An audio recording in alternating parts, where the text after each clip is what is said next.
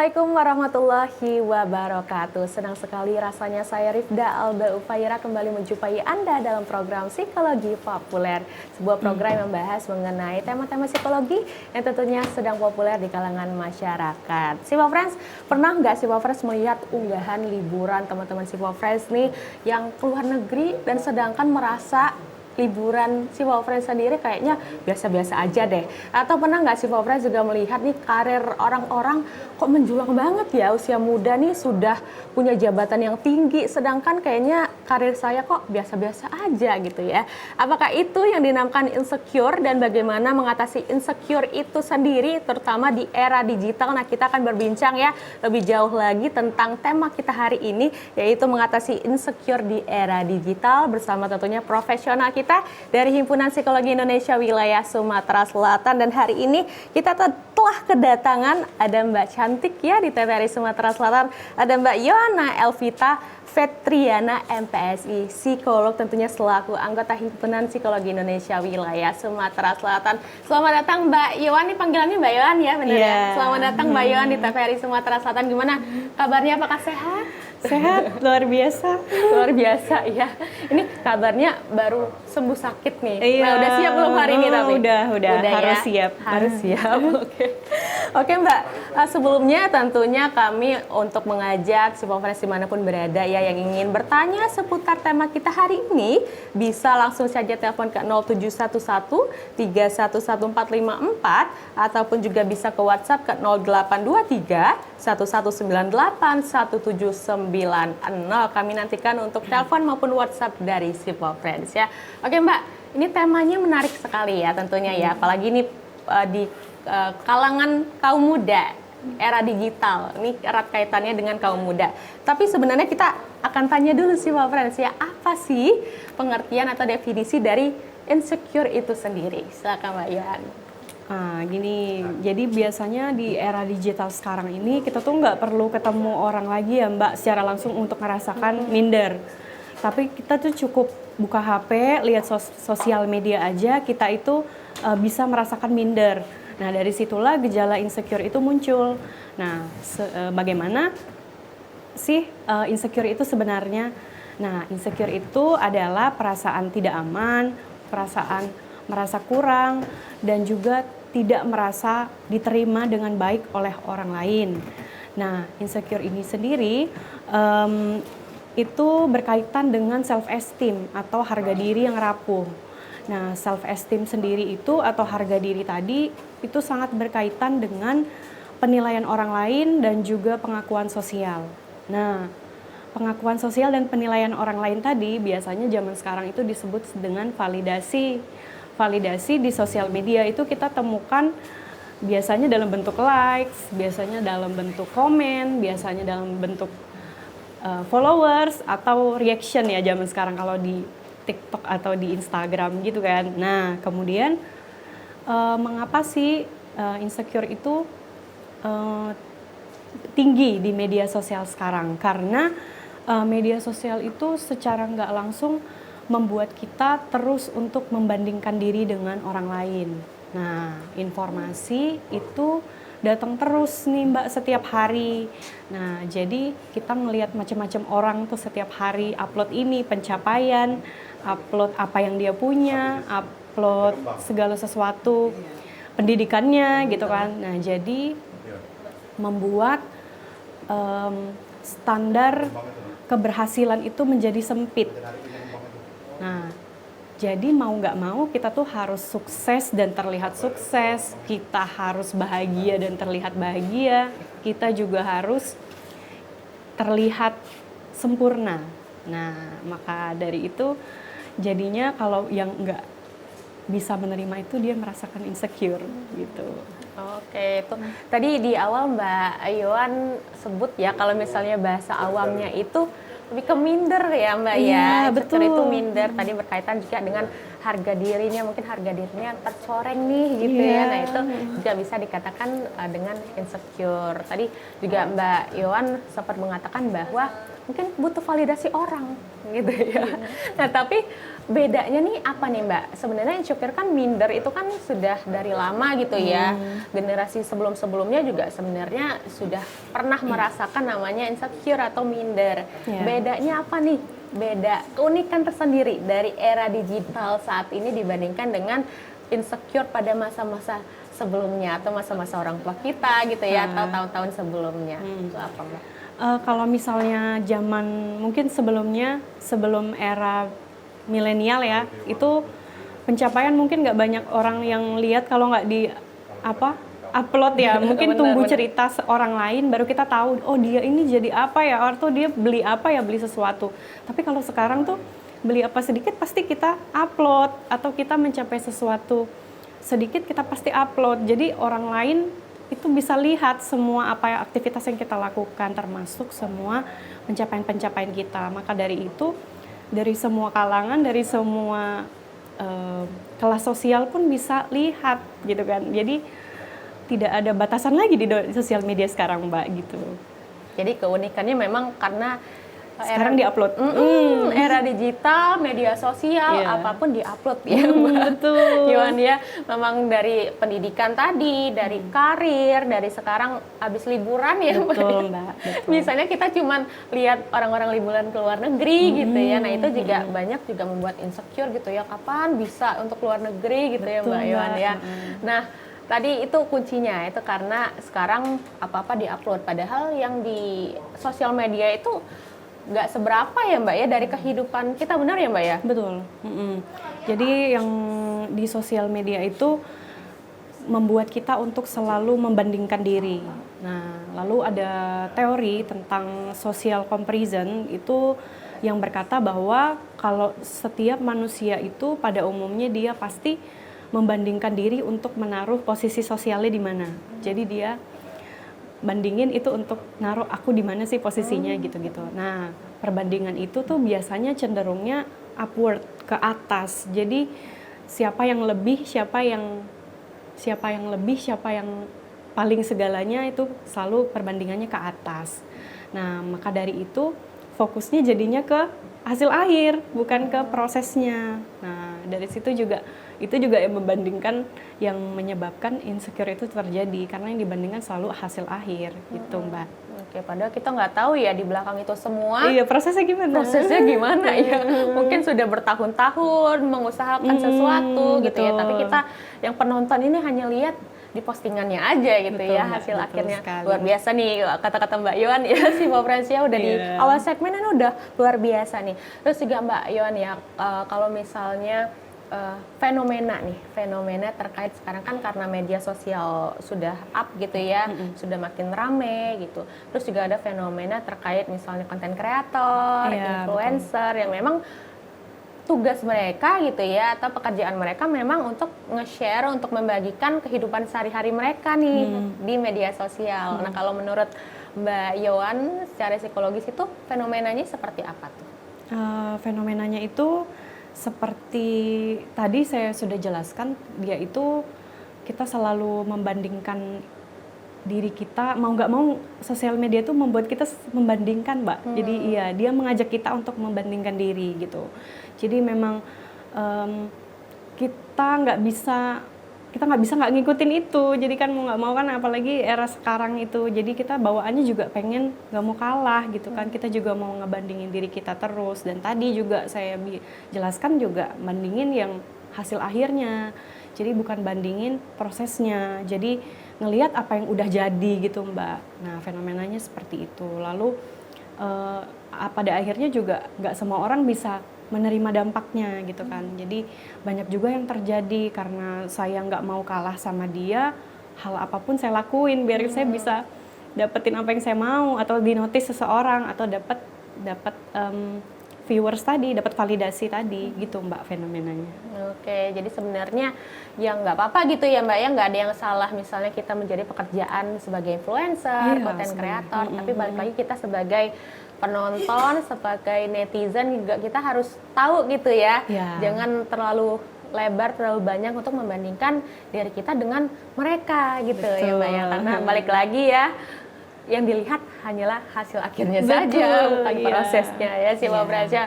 Oke, menarik sekali. Dan ini Mbak, saya juga kepo ya terkait dengan sebenarnya insecure tadi kan di semua kalangan gitu ya. Terus juga bedanya di era digital sekarang karena ada medsos. Tapi kalau misalnya dari segi usia nih Mbak Yohan ya, kan sekarang ya pakai medsos juga dari beragam usia gitu ya. Yang berdampak atau paling berdampak gitu ya terkait dengan terlukainya harga dirinya atau insecure itu dari kalangan mana Mbak atau usia berapa nih? Yang jelas kalau untuk di era sekarang itu yang udah pegang handphone ya Mbak, karena kayaknya semua kalangan udah bisa terdampak, karena kayaknya kalau menurut saya sih semua usia bisa terdampak, selagi mereka tuh memang terlalu terlalu bahasanya tuh baper ya sama apa yang dia lihat gitu. Jadi menurut saya bisa di semua kalangan.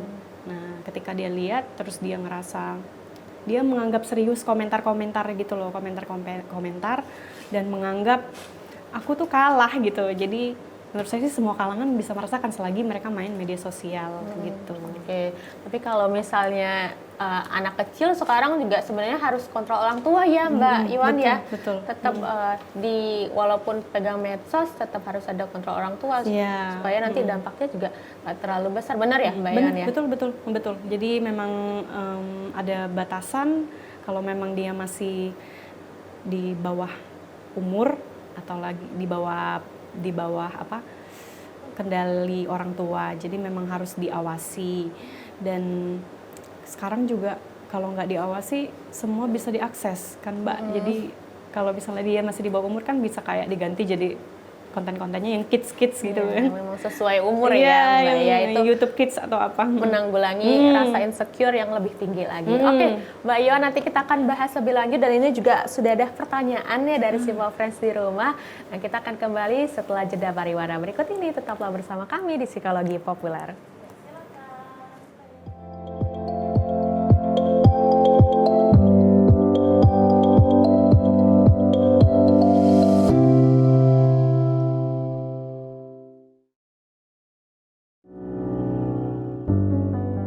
Di setiap sudut negeri, tidak semua dari mereka memulai hari dengan kesempatan yang sama.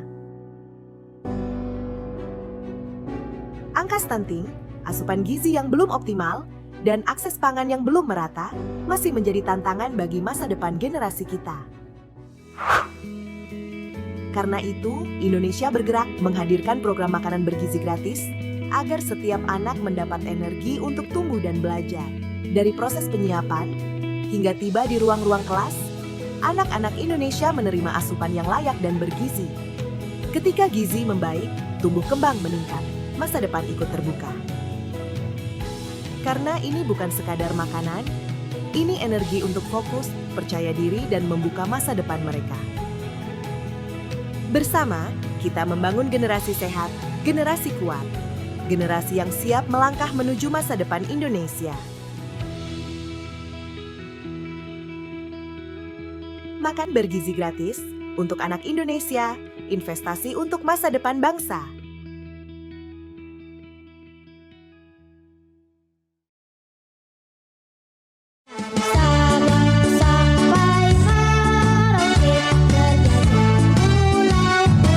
Kenalan Karos, Kayos pengen kita kenalan semua nih hari Sebelah ini. kanan saja itulah Indonesia. Berkibarlah bendera negeriku, berkibarlah engkau di dadaku. Gaizan sendiri sudah hafal berapa juz sih? Boleh dikasih tahu nih sama teman-teman lainnya? 2 jus. 2 juz, Masya Allah. Sekarang Kayos rasa ini sudah selesai dan di sini masih tersisa 1. Jadi Iya. kalau anak-anak ikut lomba mewarnain, pastikan semuanya full diwarnain ya. Melaraskan keanggunan daku ini. Rumah kita punya atap. Biar hujan gak masuk. Kata ibu, bumi juga punya atap. hutan yang berfungsi nahan air. Dan nyimpen pelan-pelan. Kalau atapnya rusak, Bocor lagi. Pak, Papa atap teras bocor nih.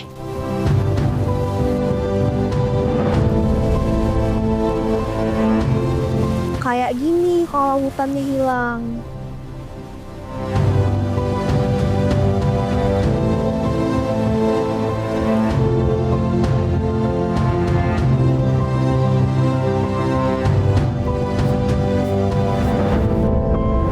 Tapi kita bisa benerin atap bumi kok.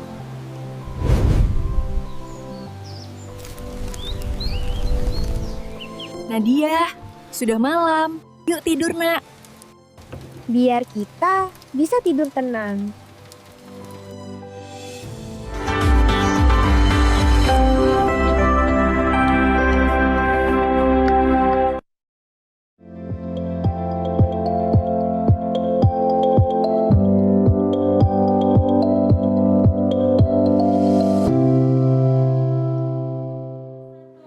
Terima kasih Sipo Friends, Anda masih bersama kami di Psikologi Populer yang hari ini membahas mengenai tema mengatasi insecure di era digital.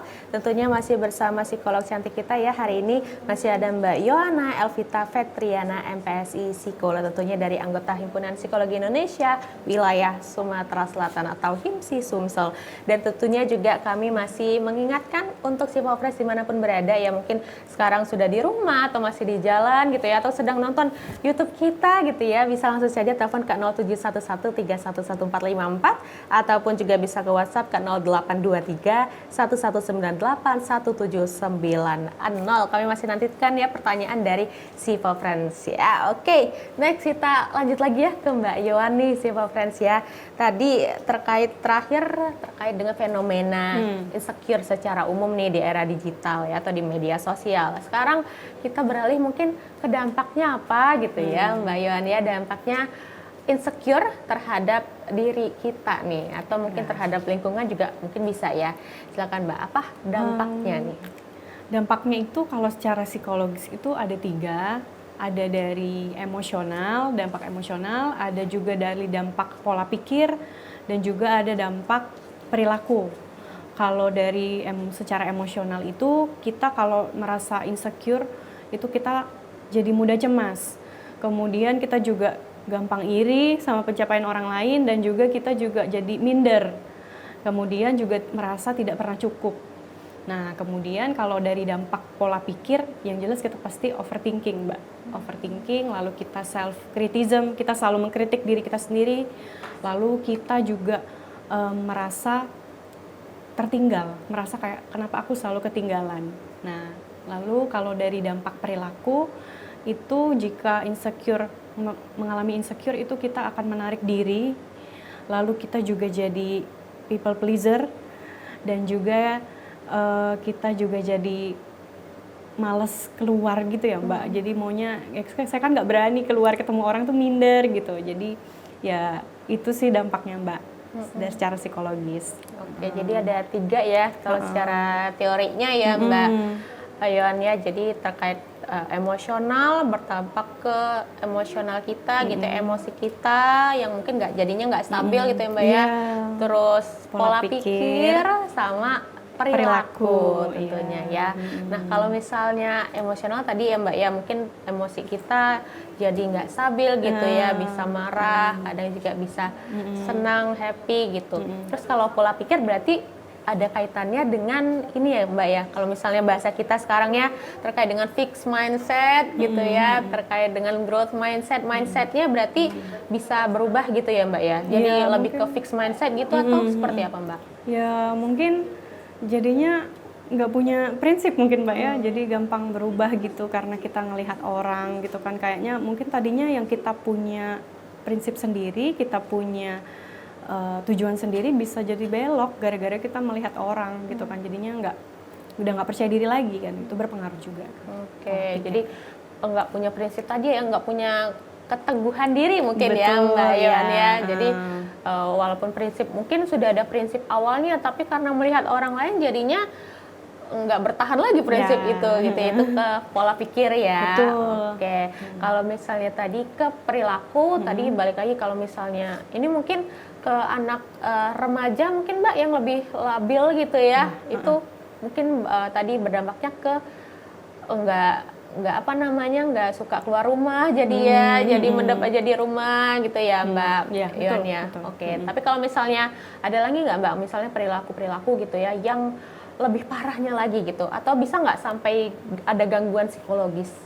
Bisa. Jadi kalau misalnya tadi kan saya sebut dampak emosionalnya itu mudah cemas. Nah, mudah cemas tadi kalau misalnya sesaat sih ya mungkin nggak masalah ya. Cuman kalau sudah berkepanjangan dan mengganggu fungsi hidup, mengganggu kualitas hidup juga, itu kan bisa jadi mungkin gangguan klinis ya, kecemasan atau perasaan iri yang terus-menerus, perasaan minder yang terus-menerus itu kan kalau udah mengganggu, mungkin lebih baik juga bisa minta tolong ke profesional. Iya, karena mengganggu jalannya hidup sehari-hari gitu, Mbak.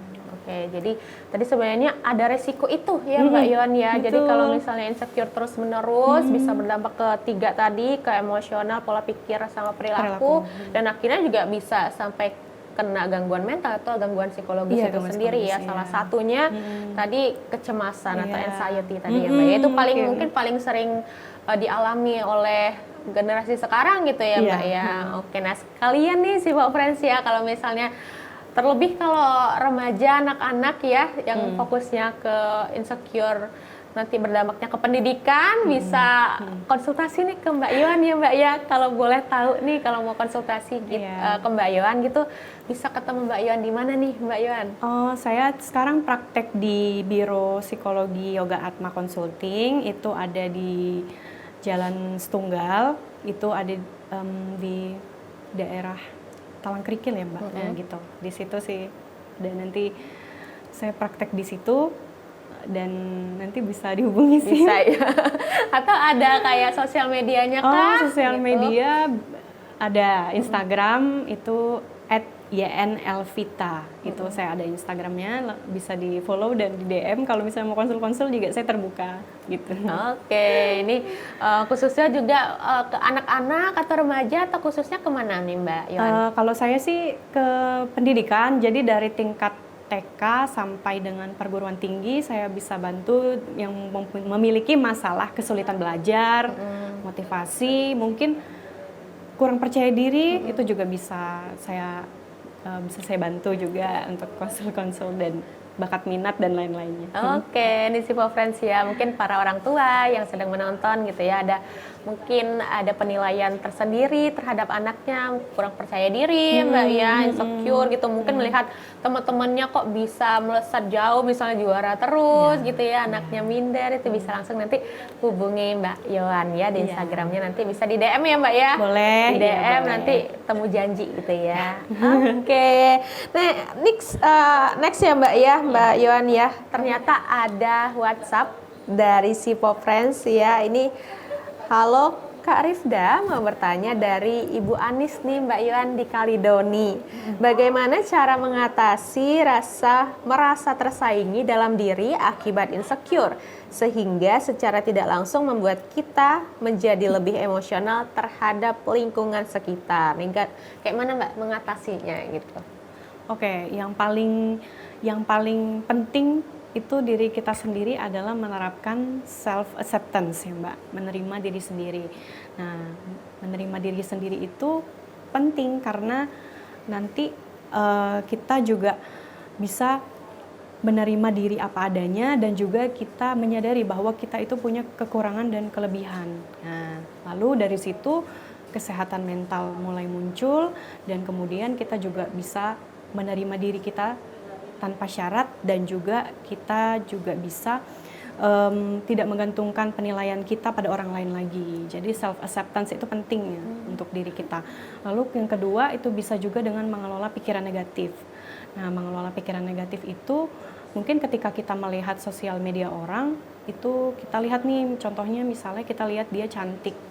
Lalu kita langsung merasa kayak kok aku nggak seperti dia ya gitu. Terus muncullah perasaan sedih gitu kan Mbak, muncul perasaan sedih, kemudian jadi insecure tadi. Nah mungkin saran sederhananya mungkin bisa diubah mindsetnya menjadi yang lebih positif dan realistis jadi ya Mbak, dan bisa fokus ke hal lain yang ada di diri kita. Misalnya kita kan ngelihat fisik dia cantik, mungkin kita bisa fokus ke bakat atau prestasi kita. Jadi kita nggak terus-terusan ngelihat fisiknya dia, tapi kita juga melihat diri kita.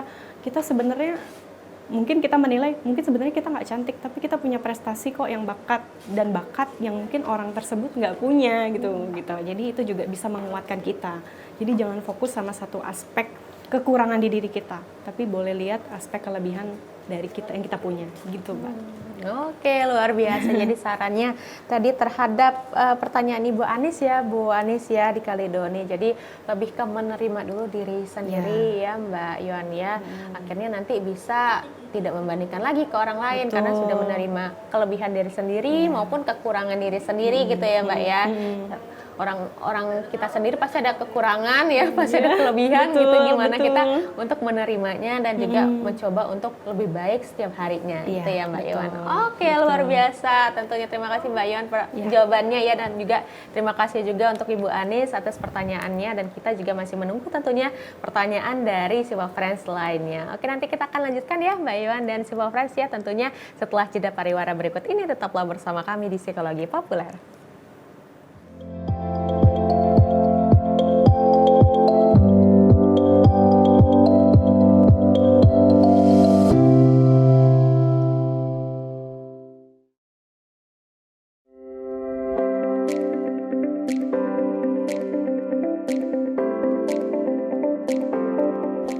Melihat anggur ini sangat prospek. Ternyata anggur itu bisa dibudidayakan di Indonesia, utamanya di dataran tinggi. Tantangannya ada di cuacanya, karena anggur itu sangat menyukai tempat atau daerah yang panas, dan kami itu di sini di 1000 mdpl tuh sangat rentan. Di sini banyak kabut, di lain mungkin di sini adanya hama seperti kelelawar atau tupai. Itu menjadi tantangan lah. Untuk budidaya anggur sendiri sebenarnya sangat memerlukan keterampilan khusus. Jadi untuk keterampilan itu sendiri seperti percabangan, pupuknya seperti apa, medianya seperti apa yang baik, dan iklimnya seperti apa, itu harus dipelajarinya memang tidak sebentar. Dampak positifnya sangat banyak sekali untuk masyarakat sekitar. Ada beberapa pegawai juga warga asli dari Desa Pada Asih. Alhamdulillah dari berbudidaya anggur ini perekonomian keluarga semakin meningkat dan semakin sejahtera. Urban farming dengan menanam anggur itu benar-benar sangat menjanjikan. Tidak perlu lahan yang luas pun anggur ini bisa berbuah. Ayo dukung perekonomian rakyat, petani cerdas, petani sejahtera. Kabar yang terbaru, lengkap dan terpercaya, langsung dari sumbernya.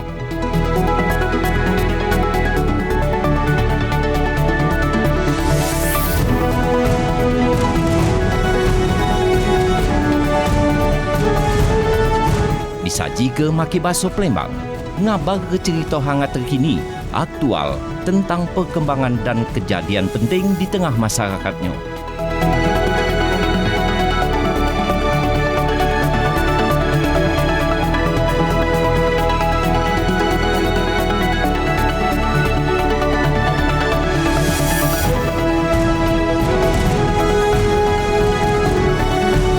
Jangan sampai ketinggalan program acara Berita Baso Palembang cuma di TVRI Sumatera Selatan.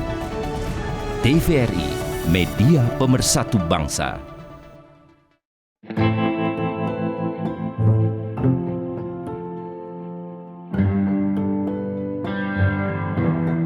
Kasus bullying semakin hari semakin meningkat.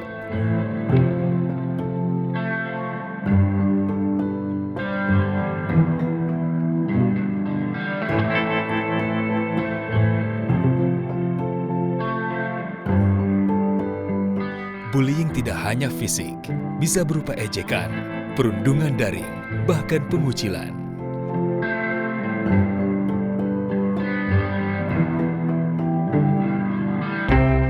Bullying merusak harga diri, kesehatan mental, dan masa depan. Sebagian korban dapat mengalami depresi dan kecemasan. Siapa saja bisa menjadi korban, tapi kita bisa menghentikannya. Saya pernah jadi korban. Saya tahu bagaimana rasanya. Kita harus berani bicara. Pelaku bullying dapat dikenakan ancaman pidana yang berat sesuai hukum di Indonesia. Bullying hanya akan berhenti jika kita berani bicara dan menolong. Jangan jadi penonton. Banyak korban sudah berjatuhan. Stop perundungan, mulai dari kita.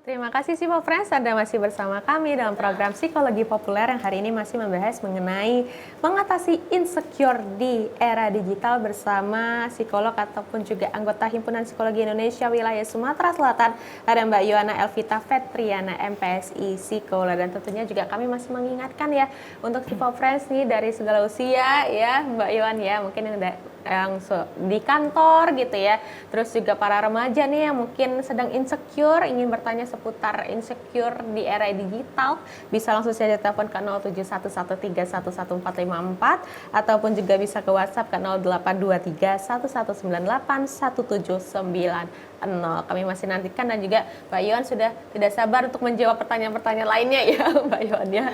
Oke, next Mbak, kita tadi sudah membahas mengenai dampaknya gitu. Tapi menurut Mbak Yohan nih, kenapa sih kita itu harus meminimalisir insecure dalam diri? Kenapa sih Mbak?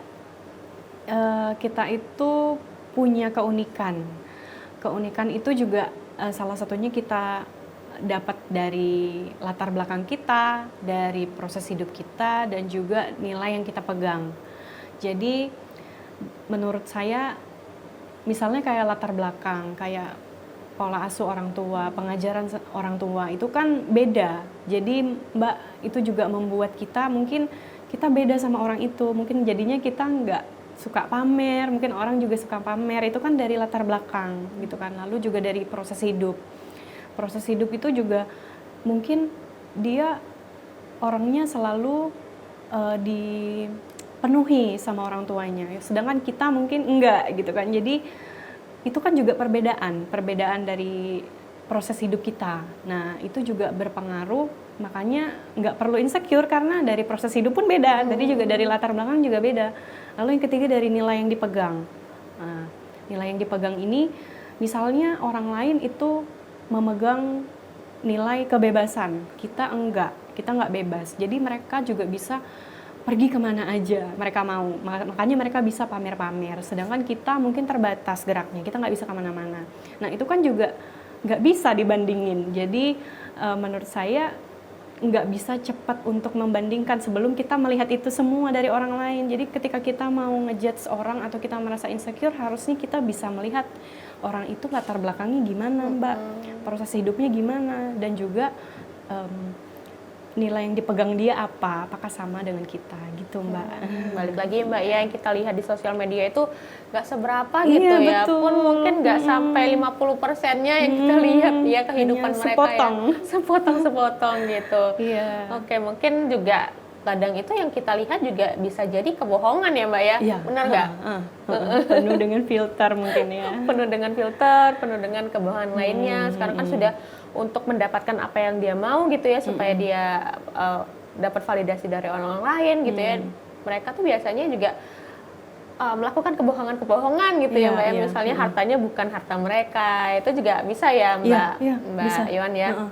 Ya sosial media itu menayangkan tubuh yang ideal, menayangkan kesuksesan yang instan, lalu hubungan yang sempurna gitu kan, padahal aslinya penuh dengan filter, penuh dengan hal yang disembunyiin, dan itu hanya menampilkan potongan yang terbaik, bukan keseluruhan kehidupan orang gitu Mbak. Jadi itu harus yang diingat ya, biar jangan cepet ini, kita kan nggak tahu dia susah-susahnya apa di balik itu.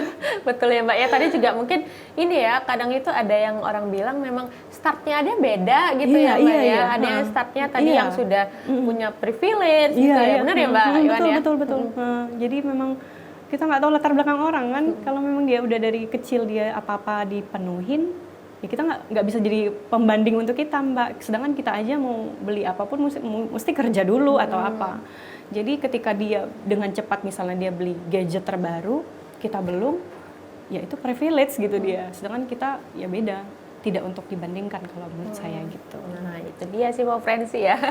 Jadi istilahnya selain menerima diri tadi ya Mbak ya, tahu kekurangan kelebihan, kita juga harus mulai memahami bahwa orang lain itu berbeda dari kita gitu ya.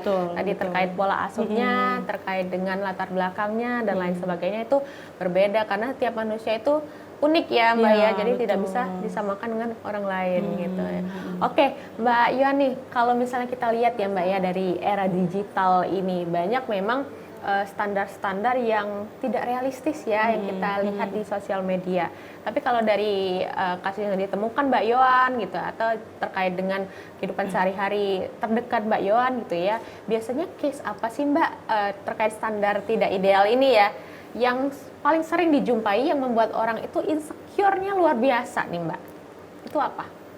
Mungkin masalah gadget kali ya Mbak. Kita mau yang apalagi yang sekarang nih, kemarin saya lihat konten itu kayak yang kayaknya kalau nggak pakai iPhone nggak ditemenin deh gitu. Kayaknya cuman perkara dia pakai Android kayaknya beda kasta gimana gitu ya. Dia pakai iPhone, oh teman aku nih pakai iPhone berarti bestie aku. Kalau nggak pakai ya enggak. Nah jadi itu FOMO juga masuk trigger terbesar insecure FOMO itu. Jadi yang banyak saya temui kemarin beberapa kasus-kasus juga itu FOMO karena gadget atau dengan kalau di usia saya itu lebih ke pencapaian, misalnya dia sudah menikah duluan, kenapa saya belum, terus dia sudah membeli mobil, saya belum, dia juga sudah punya properti, saya belum, gitu Mbak kalau kasus yang saya temui. Oke, jadi mungkin bisa dibilang kalau setiap generasi, setiap usia itu punya standar yang beda-beda gitu ya Mbak ya. Kalau anak-anak mungkin tadi remaja terkait dengan FOMO-nya tadi, apalagi terkait gadget sekarang udah luar biasa ya, canggih-canggih ya Mbak ya. Rasanya pengen beli tiap tahun, tapi kalau udah usia yang mulai dewasa tadi terkait dengan pencapaian tadi, kok saya belum bisa ya mendapatkan apa yang kayak mereka gitu ya Mbak Yohan ya.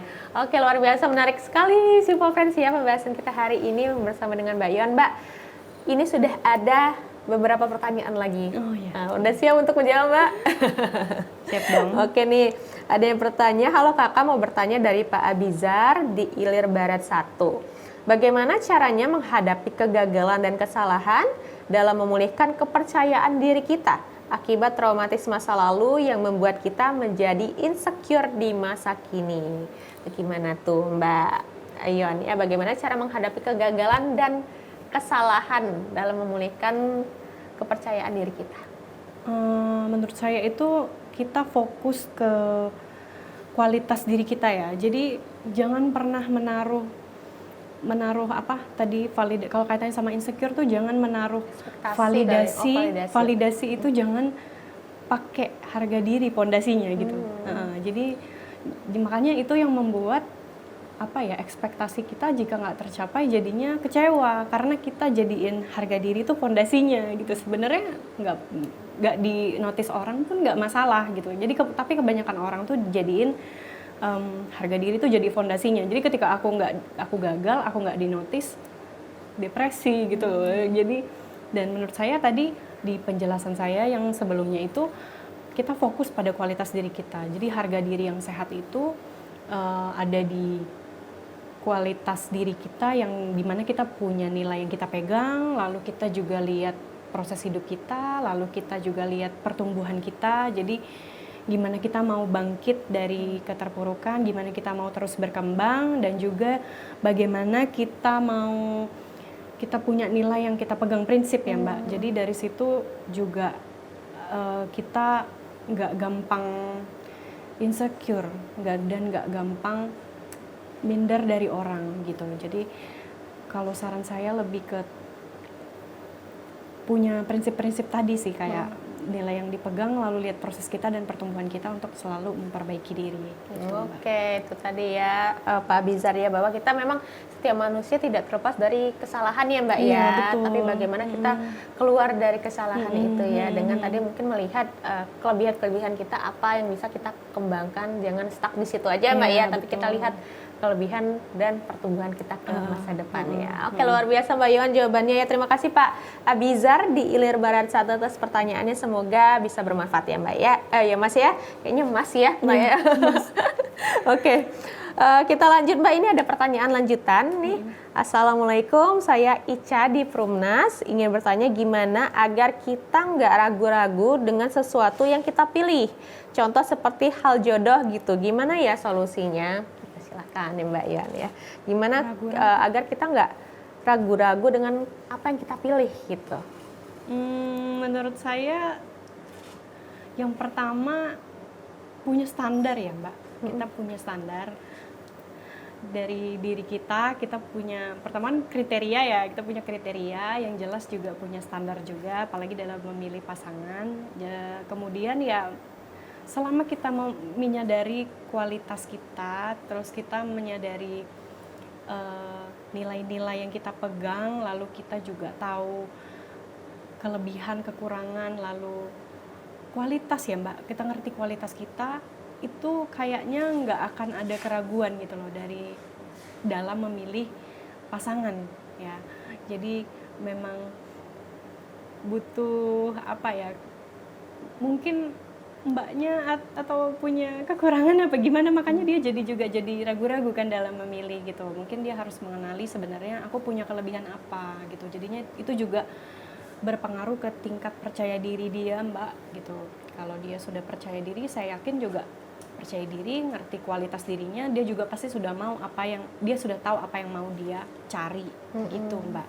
Oke, jadi tadi ya ada kriterianya gitu, terus juga tahu kelebihannya apa yang bisa memataskan diri dengan calonnya dia. Oke, luar biasa. Terima kasih Mbak Ica ya di Prumnas atas pertanyaannya. Semoga menjawab tadi jawaban dari Mbak Yohan. Oke Mbak Yohan dan Simple Friends ya, kita akan lanjut lagi setelah jeda pariwara berikut ini. Jangan kemana-mana, tetaplah bersama kami di Psikologi Populer.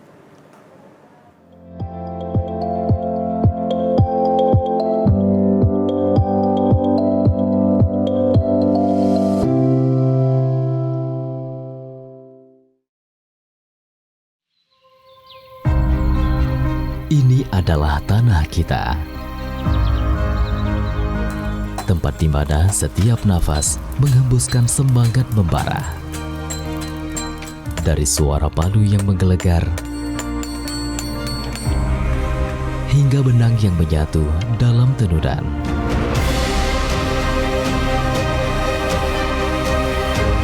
Semangat yang tak pernah padam adalah simbol dari harapan.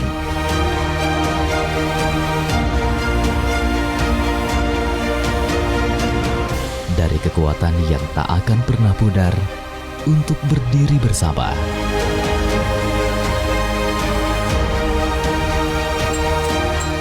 Sebagai satu bangsa yang tak terpisahkan.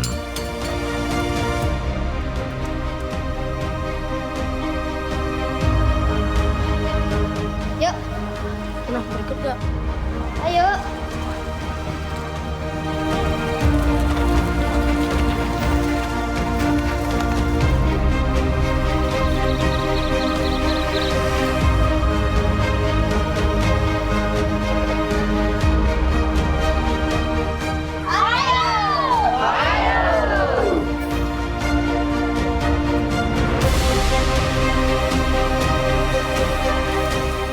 Di bawah langit yang sama, kita bersatu. Tak ada yang lebih kuat dari kebersamaan. Kita adalah satu. Kepada bendera merah putih, hormat! Gerak!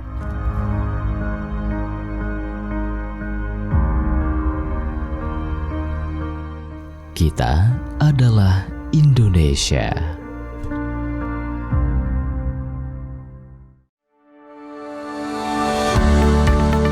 Kembali kami hadir menjumpai Anda dalam Indonesia Cerdas. Halo Dokter. Jangan sepele terhadap demam tinggi pada anak. Ya, kadang-kadang sepele ya. Yang perlu kita ketahui bagi ibu-ibu di rumah adalah kenali gejala demam berdarah, tanda bahaya demam berdarah, supaya kita tidak telat membawa anak kita, buah hati kita ke rumah sakit. Daya tahan tubuhnya ya dok ya, Ya. kalau memang dia dikasih ASI eksklusif. ASI eksklusif itu akan memberikan daya tahan yang luar biasa. Diabetes mellitus itu 40 tahun ke atas ada faktor resiko itu biasanya mengenai 40 tahun ke atas. Tapi sekarang sudah menurun. Diabetes mellitus 30 tahun itu sudah ada. Menurun usianya bukan menurun angkanya ya dok. Betul. Jadi sudah 30 tahun sudah terkena diabetes.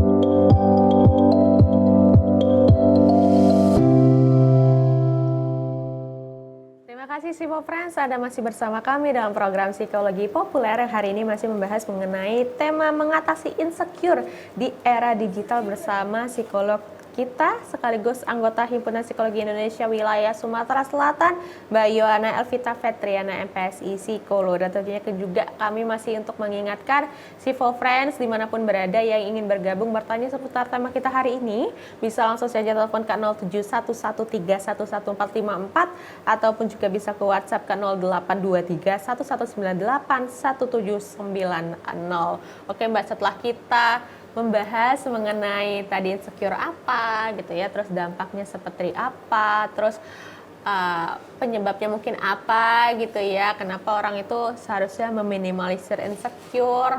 Terus kalau yang sudah insecure nih Mbak ya, sudah insecure berturut-turut, insecure terus gitu ya, aksi apa atau langkah praktis apa nih Mbak yang bisa dilakukan oleh orang tersebut untuk mengatasi insecurities-nya?